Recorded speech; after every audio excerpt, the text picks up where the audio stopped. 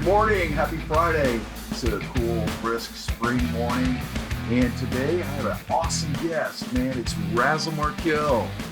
Cheers, man. Glad you're here. Thank you for having me. And we're glad you're here too. So, hey, Razzle, I've known you for a couple of years, man. Are you originally from Maryland? I've lived here a long time, but I'm not originally from Maryland. I was born in New York City. But I'm not a city boy at all. I'm more of a country boy at all. Right. And lived in Long Island for a while, lived in Buffalo, New York, a lot of snow, and moved down here in 1967.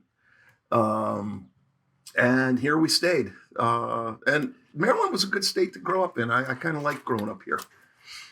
I think if I would have been in New York, it would have been, I would have been, inducted in the mafia or something like that. I would have got a lot of trouble up there. That's funny, man. So what part of New York? I mean, were you in the city at any time? Or? Yeah, born in Flushing Meadows. Okay. Lived for my first 2 years in the city, close to my grandfather, my grandma, my father's side. And then we moved out to Long Island, which was a lot of fun. I have a lot of memories of Long Island. Started kindergarten there. My first friends, my first girlfriend, Claudia. I have no idea where she is now. A lot of good memories of Long Island. Same with Buffalo. Then we moved to Buffalo. Dad was a salesman and they transferred him a lot. Oh, I hear. And he hated that. Yeah. So we lived in Buffalo. We were in East Aurora, which is close to the stadium where the Bills play. And all I remember is snow. And we love the snow. I was like 5, 6, 7 years old, and I just love the snow. Yeah, the land of endless winter, man. Yeah. I mean, I'm a Texas guy, so anything that's below 45 degrees to me is the land of endless winter. Well, the cold sucks, but snow's fun. If you're a kid, we used to make tunnels. We used to have snow fights. One of the things they told us was just be careful when you're tunneling because you don't want to tunnel into the road or you get hit by a snowplow. Those were the dangers that I faced, Yeah. I remember building snow tunnels when I was in Utah. It snowed a lot there because of the Wasatch Mountains. But it was always a fine, cold snow, so it was really hard to pack, So if that stuff caved in on you, pretty much came out of it easy, But that packed snow, you had to really be careful. Yeah, that lake effect stuff off Lake Erie, man, that was... 6 feet of snow. That's just crazy. Yeah, so when we moved down here, I kept waiting for winter to show up, and it kind of never did. Finally, in January, it snowed a little bit. Yeah. And not much. I mean, everyone was excited about, hey, it's snowing. I'm going, well, it didn't really snow much. And so I tried, there's a little snowdrift behind our house on a hill. I tried to make a tunnel in it, and I got into it. And I'm just a little kid at the time, by the way, and I'm crawled into it. Okay, I made my tunnel, and it collapsed. I go, you didn't have enough to even mess with, huh? No, and everybody, when I first moved here, everyone said I talked funny.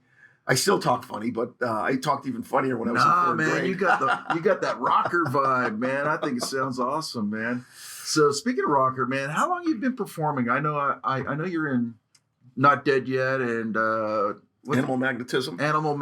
Judas Rising.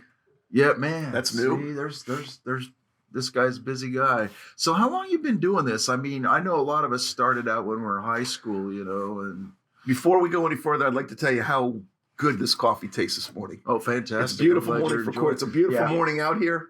He's drinking his with a little bit of cream in it. I'm drinking mine black, man. I like it straight up, man. Kicking the pants, right? And I got to tell you, the porch is quite comfy. It's very cozy and very cool. I'm glad you're enjoying this. So, how long have I been performing? I performed a lot between 1986 and 1995. And then I took a break. Got married in 91, had our second kid in 96. And, the music industry was changing a lot then. Right. And, I was a welder at the time. Wow. And I had hurt my hand pretty badly. I was on disability for a while. I almost chopped all my fingers off. Mm. Yeah. And I made a career change. It's something I've been wanting to do. So I got into computers.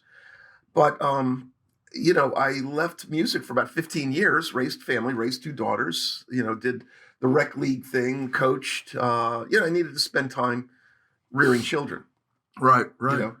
And after they grew up, I got back into music, and it was really really slow at first. I mean, it was something I did with my computer buddies. Guys in IT, there's a lot of musicians in IT. And we used to have, our wives all had these Friday nights with the girls thing. Right. So we decided to have once a month, guys' night. And we'd watch horror movies that our wives would never watch with us, and eat ribs and steak and go to, do the guy stuff, manly, right? burly stuff. Right. And, someone was, we'd all hosted at different, at everyone's houses. That's cool. And when I got to my house, they saw a couple guitars and an old amplifier. Because I got rid of I used to have a PA, a lot more guitars, another bass rig, because I play bass too, believe it or not. Right. And I got rid of half that stuff. I got rid of almost all of it except my favorite guitar rig and a couple of my guitars. Right, and these two, as a matter of fact, that we're going to pull out at some point. Yeah, we're going to show you some guitars here in a minute. So, that's cool. So I got back into it with these guys, and they decided that we were just doing it in the basement for fun, right? Playing guitar. Yeah. And we got a drummer involved, And I guess ramp it up, huh? Yeah, we were ramping it up and started playing at the local Wilkins Inn down the street from my house. Okay. That's when cool. it's a steakhouse now. Back then it was a honky tonk dive bar, which we absolutely loved. And the drag strip was still open, so we played Friday nights. We played near the back door. We'd open the back door. You could hear the dragsters go, and tire smoke would be coming into the place. So cool, man. That's a rockin' vibe, right? Yeah, and we'd rip into Highway Star or something like that. That's cool, man. So, that went for a couple years. And then a couple of guys got a little tired because I was pushing to play out more and do it more, bring it out of the hobby stage into more of a real gigging. And so I hooked up with a couple more musicians. That's when I hooked up with Mike Francis and Tommy Azzanero and Mike Munchie. Right. And I knew Mike Munchie from Doc's Holiday. I was a guitar player in Doc's Holiday, which was a Leonard Skinner tribute band or Southern rock tribute band. Oh, that's cool. Yeah, that's cool. And when I left Doc's, Mike Munchie took my place, and I was still supporting the band. I'd go see him, and I met Mike, right. And he said, "Yeah, I'm more of a metal player and all this stuff." Yeah. And Doc's, after about a year, I think Doc's fell apart. And Mike, I remember I was at their last concert too. It was at the, what is it? Little Orleans or the Little Sturgis? Wow, man, I think we're getting strafed. Yeah, around this time over my house, I live in Monrovia. Yeah. I get 2 helicopters going to Fort Detrick or to Camp David over my house every day. 2 or 3 helicopters that did it, Yeah, always excitement on the front porch, man. Yeah. We just got strafed. We live in a military area and a federal government area, so there's all kinds of stuff. You never know when you see a F-16 fly over or something like that. That's trouble when you see an F-16. Something bad's happening. So anyway, I tend to ramble. I'm sorry. Oh no, it's okay, man. This is interesting stuff. So that's when Not Dead Yet really kind of became Not Dead Yet. Right. I got these guys in it. We started playing heavier music. I started reconnecting with people that I knew because I knew nobody I didn't know anything about the music business. All the places I played had closed down. Right. There was no more Manny's, no more Paragon, no more Bayou, no more Hammerjacks, Right. All the iconic places were gone. Yeah. Right. So we found out about Fishhead. We started playing Fishhead a bit. They were cool because they had a PA, and at the time they were more forgiving to independent bands and people that wanted to do some of their own stuff. Yeah. So I started seeing some of my buddies that I used to know from Chuck's, like Pete Dimmick, who was playing in what was their band's name? I can't remember their band's name now. Sorry, Pete.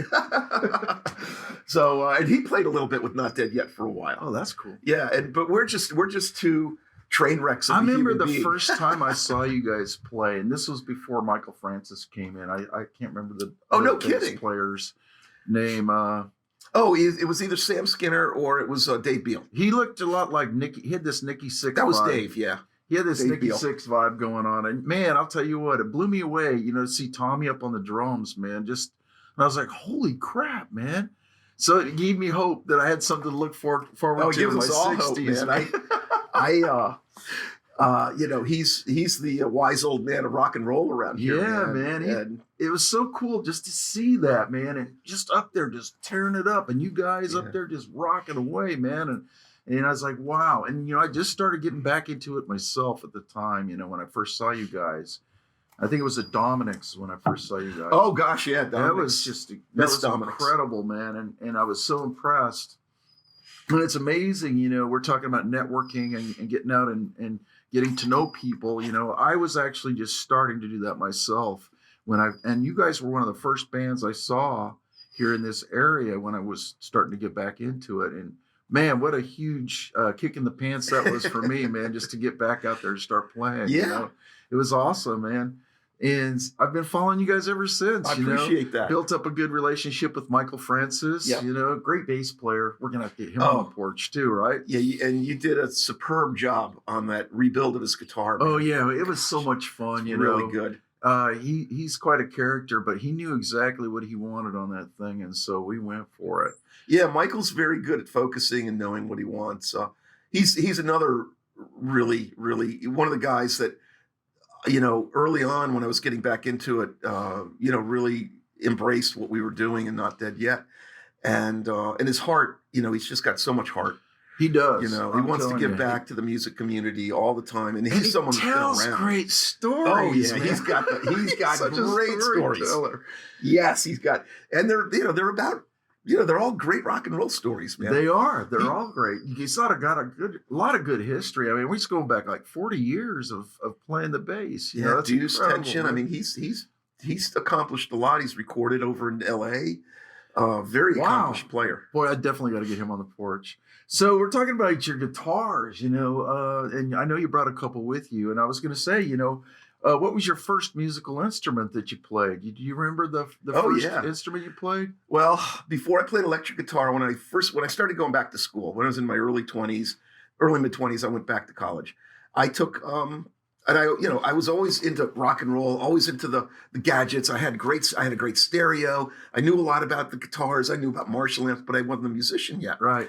So they had a course. I took two semesters of classical guitar. So my first guitar was an area classical guitar.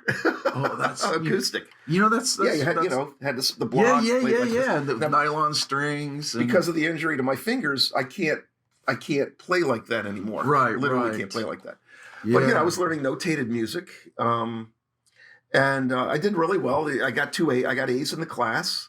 And that's funny. My very first instrument that I had, I played trumpet in junior high, but my very first stringed instrument was an aria bass. Oh yeah. It was the Aria Diamond. It was the old Paul McCartney style bass. It looked like a big Hofner. giant violin. The Hofner violin. Bass, it was like a Hofner, but it was the Aria Diamond. So, and it's funny when I hear somebody say they start out on an aria, I was like, yeah, I know exactly what you're talking about. That was a good, well-made Japanese guitar, Yes. Oh, it was affordable, you know? Yeah, I think they're still a big company. What's his name from Duran Duran? John Taylor plays aria basses, man. Yeah. So it's really a well-made guitar, but they were affordable at the time. So, Yeah. That's it. I could get a case and a guitar, and mine was even used. And I think I paid like $125, and this is like 1983. Right. Well, $125 back then was money, So out of your guitars, you brought these two guitars. Let's bring one out. Which one's your favorite out of these two? My first electric guitar was a black Cortez Les Paul copy, which I really liked. I was a big Les Paul fan. Still am, obviously, but I couldn't afford one. And the first band I was in, they said to me after playing with them for a while, because you got to get a better guitar, man. That thing's just a piece of crap, basically, which it was. But I didn't know at the time so much. It was just, hey, it looked cool. Yeah. It was a black Les Paul looking guitar. So I went to Victor Litz. That was the store I went to mostly because I was a Gaithersburg guy. I grew up in Gaithersburg. It was either Victor Litz or Venom Musics in Rockville. Right. If anyone remembers Venom's music.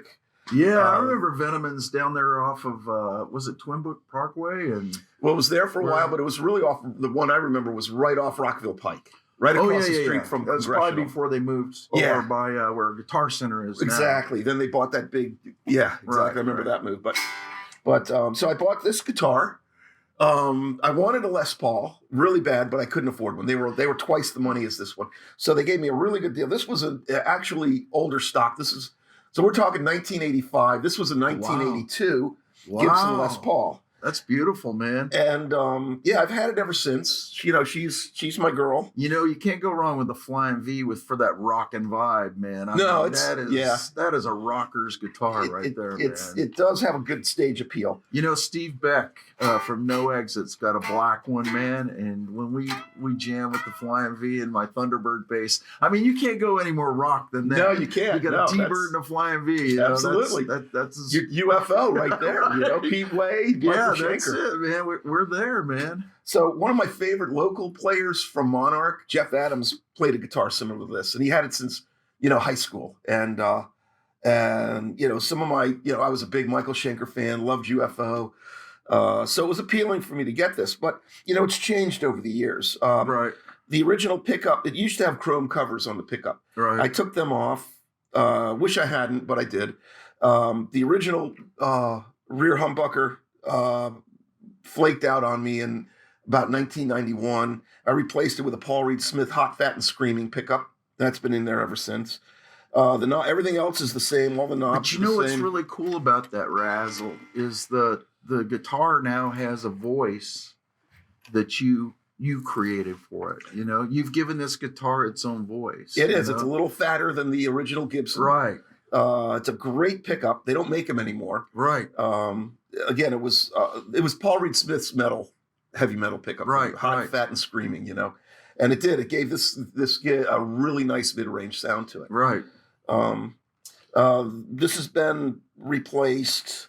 I just recently had the frets recrowned. Crowned and leveled. Yeah. Crowned and leveled. Yeah. By Eric Redelius does a lot of work on my guitars for me. Cool. He's from Fret Knots Guitar Repair. So Eric, thank you, sir. Yeah, he did the work. We'll put a link to Eric's site because I've had guys ask. I think Kevin from Nowhere Fast was wanting a guitar set up, with the whammy bar on there, the Floyd Rose. Those things are a bugger to set up. Oh, yeah. So, you get a good guy that knows how to set up a Floyd Rose. You want to stick with that guy. Eric's done a lot of not just setups, but customizations. Sweet. I didn't bring it with me, but in my Scorpions tribute band, I play a Matthias Jobs type guitar. Right. So I bought a cheap Chipson, I guess it is, the Chinese Gibson. Yeah, the Chinese. And it was just a piece of crap. So I brought it to Eric, and he took all the chrome hardware off of it. We put gold hardware on it. We put a better pickup in it. He fixed the neck, was just awful. As a matter of fact, it was so bad, I complained I wanted to get my money back, and they told me I was too picky. Right. So I go, well, here's a receipt. Here's an analysis from a luthier about what's wrong with this thing and why it's unplayable. And he's not too picky. But I had actually made a claim with Discover, so I got my money back from Discover because they never followed up. I gave him all my stuff, and so I took that money. I just gave it to Eric and said, "Let's make this thing playable." And gosh, man, he sure made it into a great. He potted the pickups for me. Yeah, he put in good electronics. I think it's called CTS pots. American pots. Right. And it was just a beautiful guitar now. But yeah, Eric does great work. Bring your guitars to Eric Redelius. He's the man. We'll put a link in the YouTube. So when you click on the bottom, just click on more. We'll have a link to Eric's site there. He does all the work for John Christ from Danzig. Oh, sweet. He lives up, he's in Westminster area, Manchester. Okay. As a matter of fact, when I just picked up 3 guitars, I had 3 guitars worked on, my double neck, because I hate changing strings on a 12 string and it needed intonation, so I gave it to him. That's how lazy I am. Well, sometimes it's not that easy to set those up. Depends on the kind of bridge you have, some of those bridges are a bugger. It looks like a Jimmy Page 12, it's a 1275. It's an Epi. It's an Epi. It's not a real Gibson, but there's nothing wrong with Epis. Epis are good, man. No, I like my Epis. Yeah. Because they're so expensive now. Even used 1275 is $3,000, $4,000, $5,000, and the Epi was used $500 with case. Right. and I couldn't pass it up. And it's really I put it side by side with one. It's 95% as good as the Gibson. Right. And the finish is even better than the Gibson. Right. It has a slight flame veneer top on it, which is beautiful. It's cherry looking. But yeah, it is beautiful. I didn't bring it. I should have brought that one. But anyway, he did the work on that. He fixed the nut on my. If you guys have ever seen me play, you know I play a wood Explorer, wood. Yeah. The old. But the nut had been falling apart on it. Right. I was down to like half of it, so I said I got to bring it to Eric. So he replaced it with a good bone nut, and again did a setup on it, and it played. I played it this weekend. It played really nice. So anyway, this was my first love, my first great guitar, my first. So real what's guitar. in the other case, man? We got another case back I don't know there. if you guys can See the this, other but one. there's the Victor Litz stamp, and I still like to go to Litz and get stuff too. He's still a great local Gaithersburg music store. Love the mom and pop places. So the other one is my first. I finally in 1989 It's beautiful. got a Les Paul. I love that color, man. And I didn't like the color. I wasn't in love with the color. Man, I love red, man. Red, But I do can't too. go It's wrong with red. Candy man. apple red's one of my favorite colors. I'm telling you, man. But I always wanted either a black one, a gold top, or tobacco sunburst. Right. You know, I was into, because I was an Ace Frehley fan. I mean, I love the tobacco sunburst. Right. But beautiful, man. It looks like it's got some really. Looks like it's got really super good action on that thing too. oh man. yeah. This is it's got, look at the little frets on it. You know, these are called the fretless wonders. Yeah, that's And beautiful. I man. actually like these because they're very. I got so And the used to playing. trapezoid inlays. I always love those. Mother man. of toilet seat.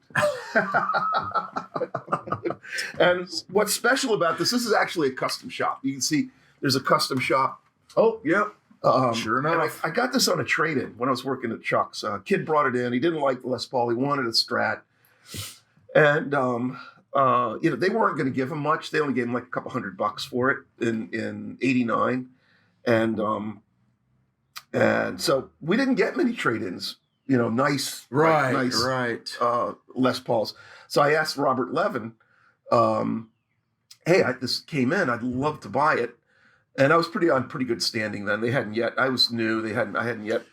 They didn't really know how crazy I was. So he gave this to. I got this for like $385. You're kidding me. With the case, yeah. Wow. And even back then, they probably would have sold this for $600 or $700 maybe.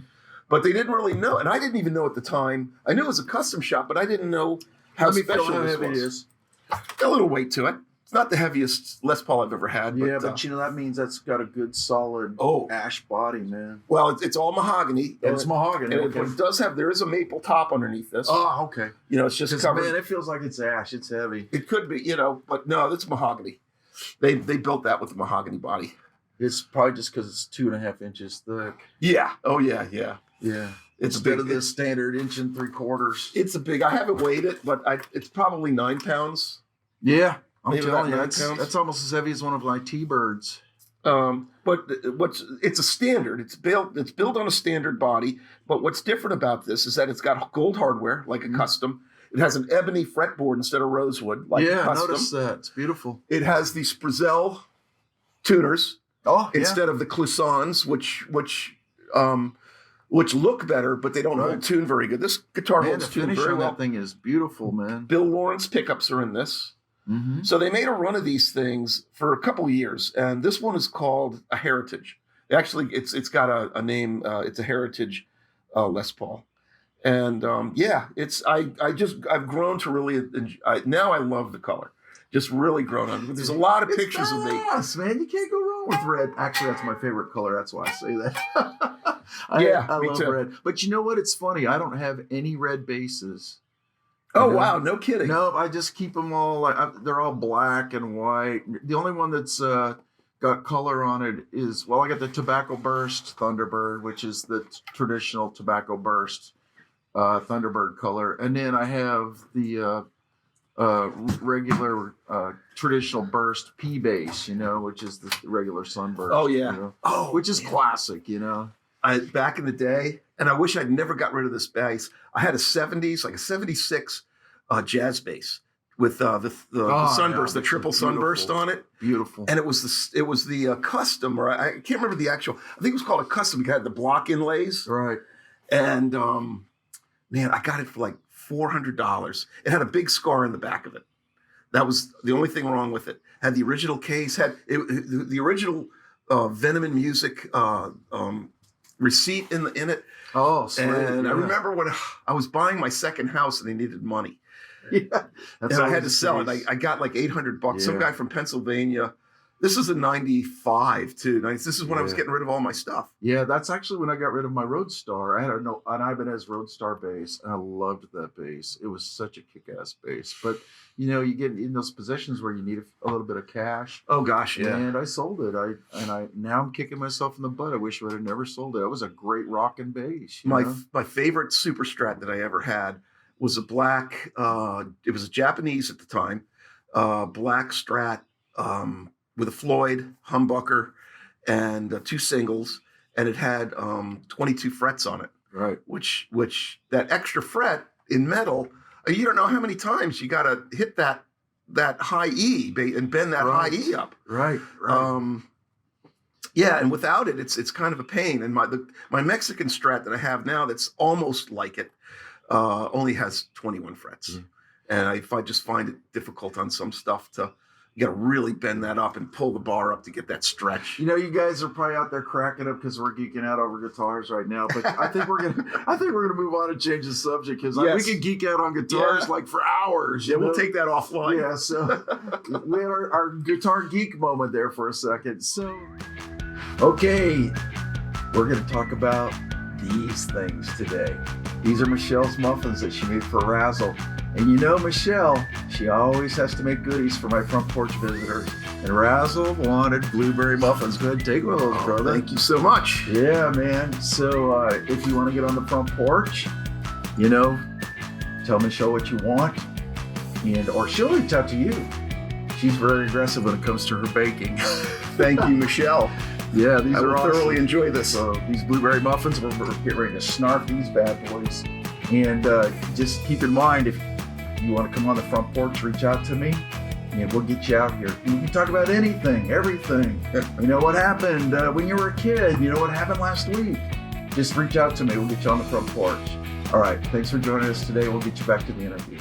Okay. So let's move on. I wanted to ask you, what are the dynamics you like about being in a band? I mean, everybody has a different vibe or feeling, that drives them to be in it. What dynamics of a band do you really enjoy? Well, there's a few different types of dynamics. There's a dynamic within the members of the band, and then there's also your live dynamic, your dynamic with the audience. Right. Which is, there's I like the two equally. The one I like the best, though, and I get the most, fun from, is my interaction with when the band is really kicking. Right. And you're really connecting with an audience, and the audience is getting what you're doing, and they're into the music. And we've gotten them really drunk. Right. But that makes the interaction, the dynamic inside the band on stage even better, because nobody gets mad at the little mistake that might happen. As long as when everyone's having a good time, these little tiny things don't matter. When you're not having a good time, it gets. I feel the same way. There's nothing more energizing than a ramped up audience. I mean, even if it's like 20 people and they're just like totally ramped up and into what you're doing, you feed off that. We need your energy. We need your energy bad. Absolutely. We have to have it. That's where I get mine from. If I see everybody's out there just digging what we're doing, I start digging what we're doing even more, I don't care whether it's for 5 people or 500 people. If they're digging, if they're into it, it just makes me work harder. Oh, absolutely. And it's so much fun when you have people that just want to come up and just be a part of what you're doing, and totally involved, and even when you come off the floor, they're full of questions, and they want to know, stuff that, most people don't know about. Have you ever had any experience with writing original music or doing session work? Yeah. Last summer I did some recording for Rob Moss, who was in Government Issue, a big sweet. DC punk band back in the early 80s. And he was another guy that got out of music for a while, then came back in and started recording. So go to Bandcamp, look up Rob Moss, and download and buy With More Rockets. Great. It's a great album.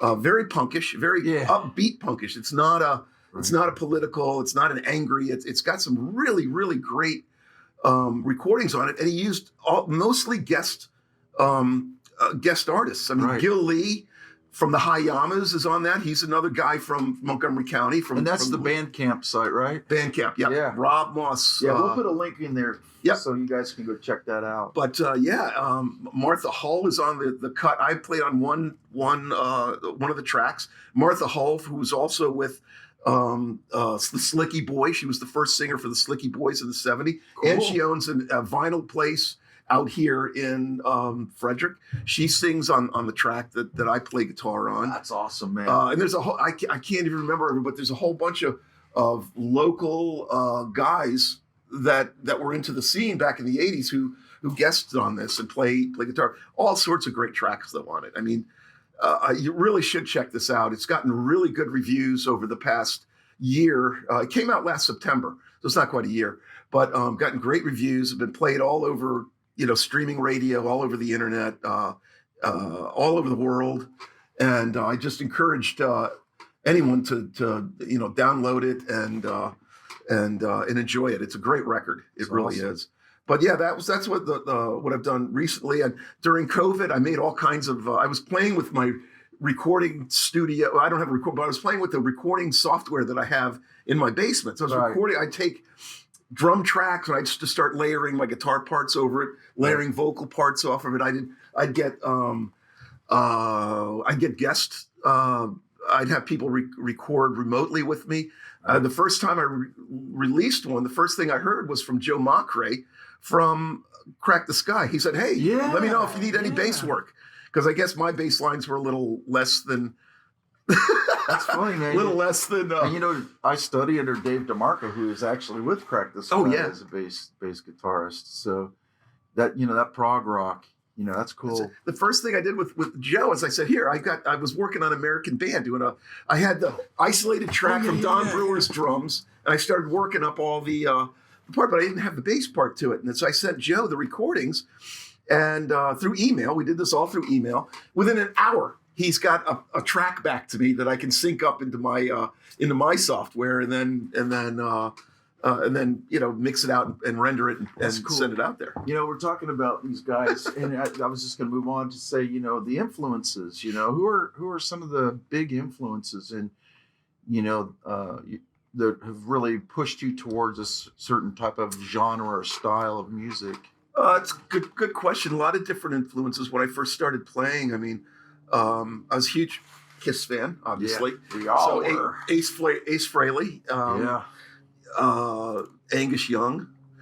When I first started playing, I started learning a lot of Rush songs, the early Rush stuff, because I was a big Alex Lifeson fan. And that really helped me improve a lot of my chops and my rhythm playing. I had to learn a lot of different types of chords. And then Judas Priest, KK and Glenn. What's funny is Judas Priest, although the music was relatively basic and not very technical, it was solid, man. That's one thing I loved about Judas Priest. Oh, yeah. It was great chord progressions, great solid sound, and it just was driving, And as musicians, as we learn songs, I mean, I can kind of tell a well-written song from one that really wasn't put together that well, constructed that well. Right. And you can't always hear it, but when you go to play it, it kind of reveals itself. Right. And Judas Priest, I mean, both Scorpions and Judas Priest, ever since I started, playing more of their music, I just have a more respect for the songwriting ability of these guys. I mean, they really made these parts work together. Yeah. And each the choruses, the bridges, everything fits beautifully. Right. What was the most interesting or weird stage experience you had? I know sometimes we get into some of these scenarios that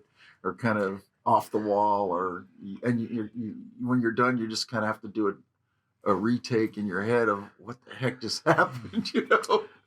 Every time I go on stage, something weird's happened, but no, you know, what comes to mind more is accidents that I might have.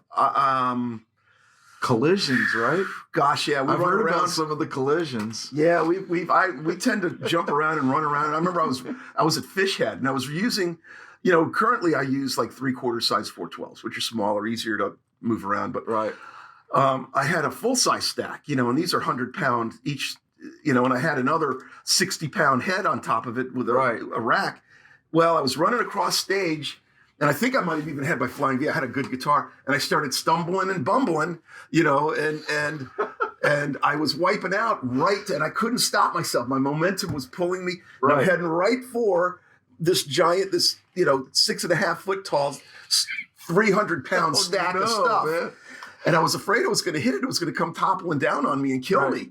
And I went to the floor, and the grace of God, miracle, I don't know what, but I just fell and I rolled. And I missed it. And it was like, I can't believe, I was like, well, I still got to get up and play the rest of the song and hope my guitar's in tune. And everybody thought that was part of the show. Yes. Huh? Wow. Yeah. Did you just see what he did? Yeah. That's hilarious, and man. One time at Stables, I was playing, and I'd like to jump off the Stables because it's got about a 2.5 foot. Yeah. I've been to the Stables before. I try to jump, and I can jump off of it. And sometimes I can jump back on, and sometimes I can't. Because I'm old, and I forgot that my legs aren't 28 years old anymore. Right, you can't just.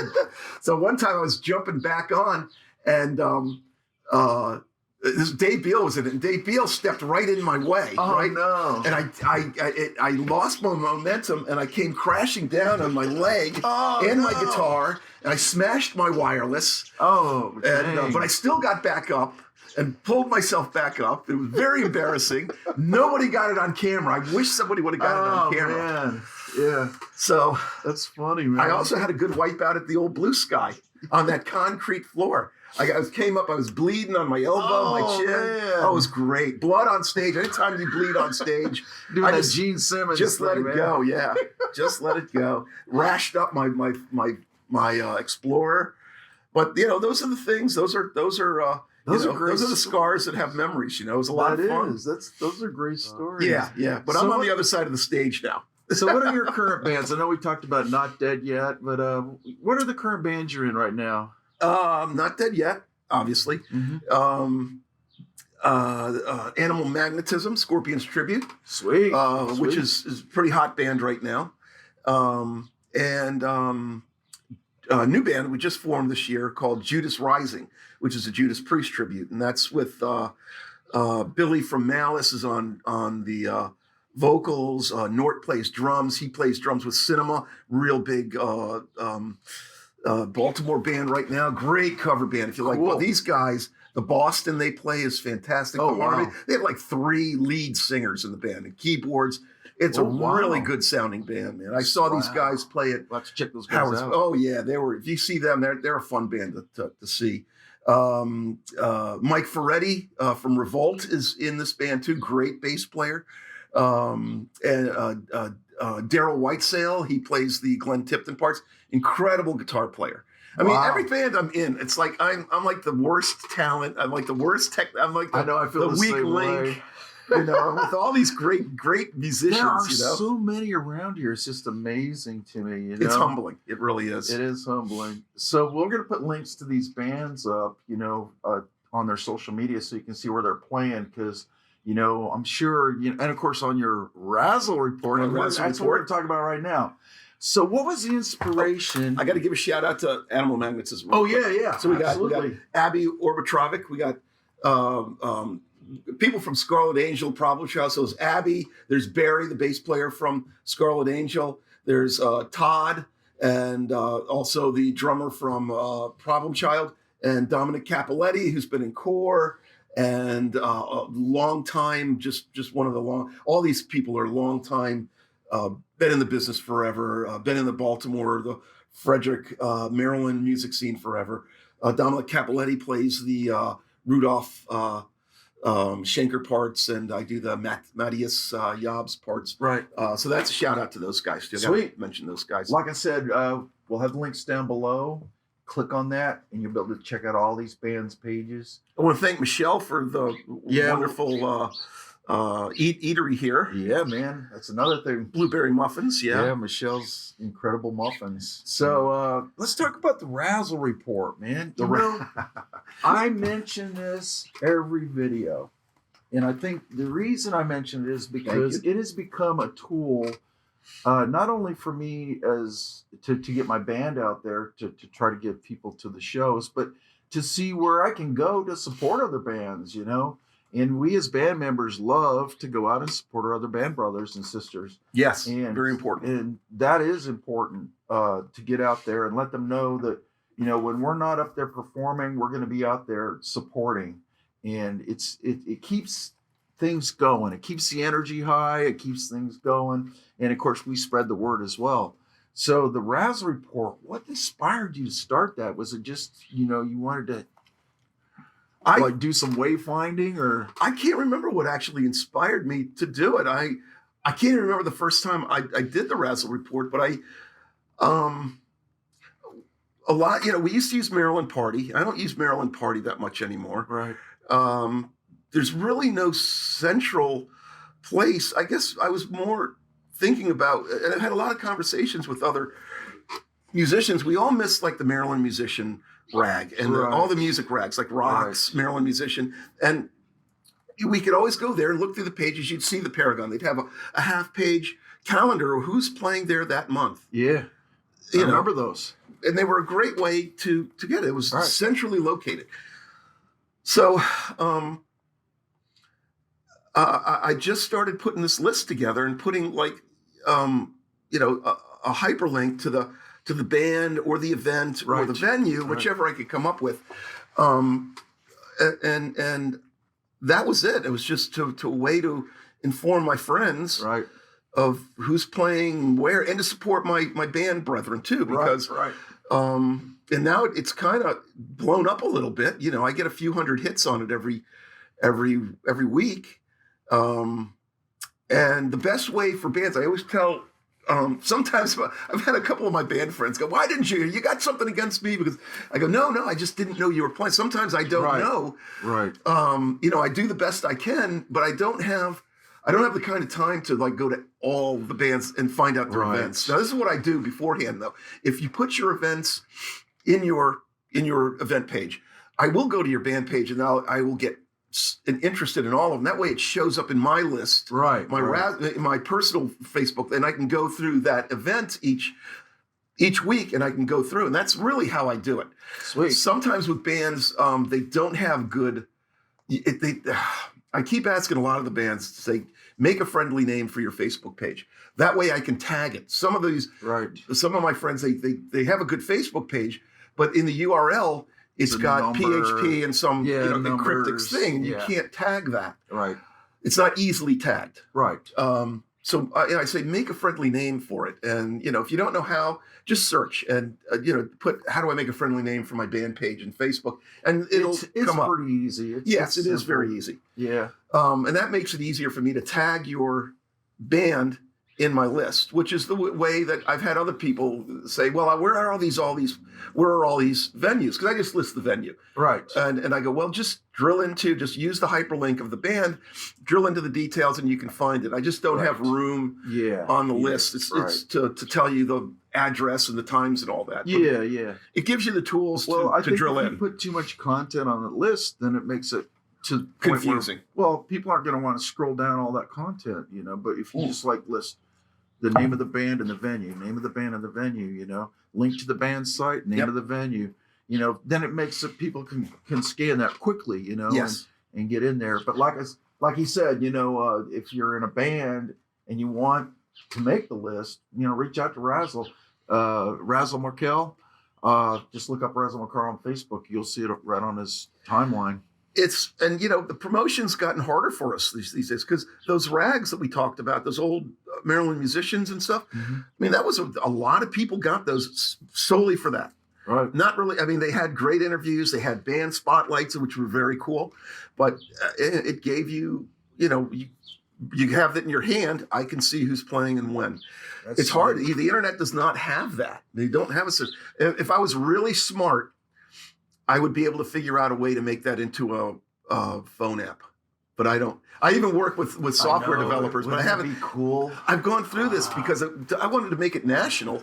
You could actually make it on a website, and then what you can do is just give them an icon, and they can put it on their phone, and it would be like a web app. I thought about different ways of approaching it. What a lot of people like about the Razzle Report is that I've already done the compiling for them. Right. They don't have to do it. The web app would be, well, you'll have to. You'd have to have venues, bands, and people subscribe to it. Right. I'd make and it then it would just free. pull all the information. Yeah, I'd make it free because I could make money on the advertising end of it. But you'd have to put in what bands are playing by zip code or by venue. Yeah, right. You'd have to develop. And I don't know if people. You can actually do that on Facebook. That. Yeah, you can actually do that on Facebook if you just go up to events near me. Oh, and it pulls them all up. So. There you go. It's pretty much done, man. We got a job exactly how you just said that. Right. We got a job up in Shippensburg by Elvis Rake. And I asked him, I go, how did, we don't play up in Shippensburg. How did you know about us? And he goes, well, I did a search. And you came up, and I looked on your Facebook page. I saw all those great videos. And I said, we got to get this band. And we played his birthday party. And that turned into, man, we made 25 extra, 30 extra fans out of that show. That's sweet. And they came over to the Underground Live, which is another great place to play. Great venue. Love those guys, man. They treated us so well. They carried our equipment in with us. Yeah, Michael was telling me about how they roadied for you guys and everything else. That's pretty cool. Thank you. You only had to provide your back line. They had everything else set up for you guys. And a great sound system, great show. That's incredible. Cool bar. Love venues like that. So where are you guys going to be playing next? Which band and when's the next April, we got a couple gigs in April. Not Dead Yet is at Phillips on Friday the 21st, I believe. Sweet. And Animal Magnetism is out at the Backstreet Bar and Grill in Winchester, Virginia on Saturday the 22nd. Fantastic. All right. Well, Razzle, it's been awesome talking to you on the front porch. Thank you so much, sharing Steph. your guitars, man. And we hope you have an awesome weekend. And just remember, treat each other kind out there. And, get out to the shows, man. Check out Razzle, man. This guy rocks. Be excellent to each other. Party on, Garth. Take care.